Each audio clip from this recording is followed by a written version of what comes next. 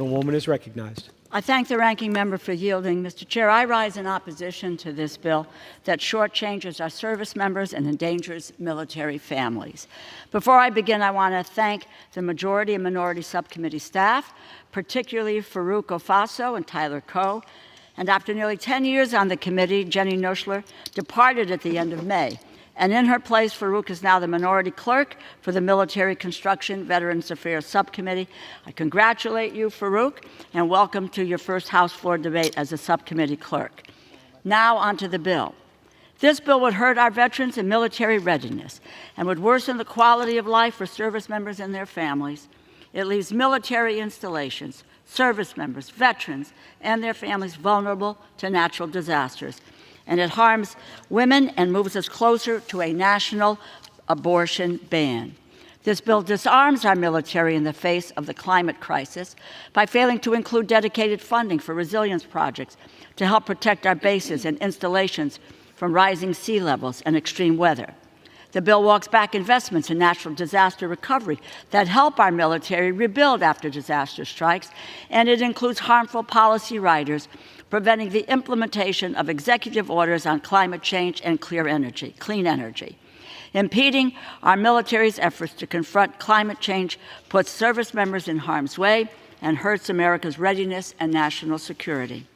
Military leaders, including under former President Trump, have cautioned of the dangers climate change poses to our military.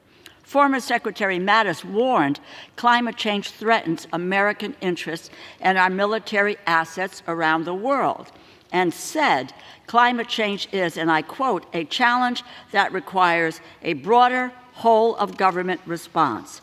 This bill endangers veterans by recklessly undermining the ability to keep guns out of the hands of those prohibited under federal law from purchasing or possessing firearms, who could be a harm to themselves or others.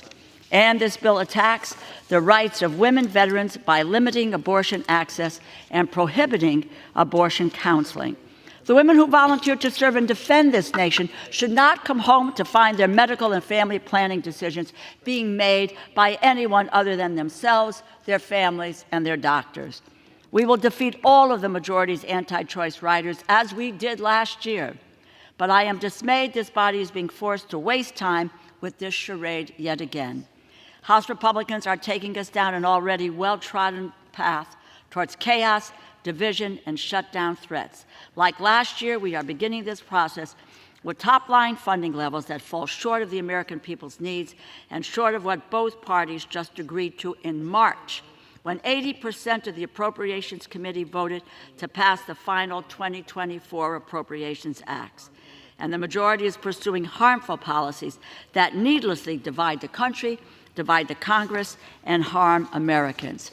Like last year, the final 2025 spending bills will be the product of negotiations between Democrats and Republicans in the House and Senate.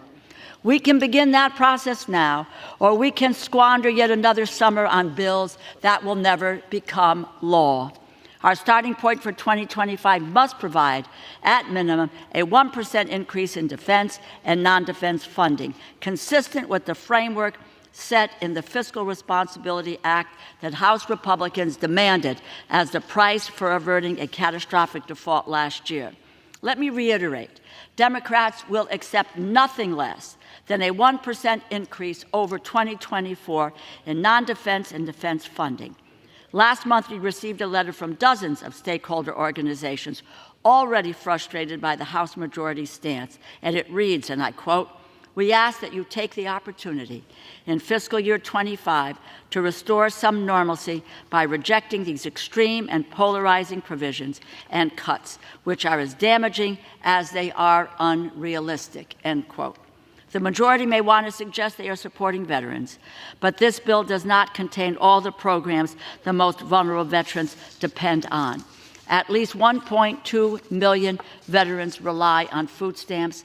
Tens of thousands of veterans rely on housing vouchers. Thousands of veterans utilize job training programs to reenter civilian life.